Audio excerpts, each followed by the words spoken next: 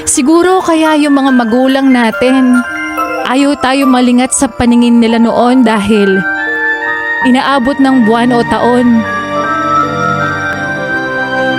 bago ka nila makasama ngayon.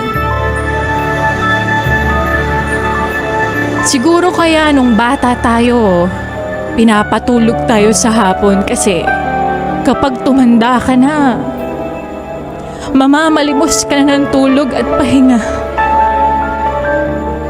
Siguro kaya pinapakain tayo ng masustansya noon para sa pagtanda mas malakas nating haharapin yung mga pagsubok ng buhay. Siguro kaya kailangan sabay-sabay kumakain noon.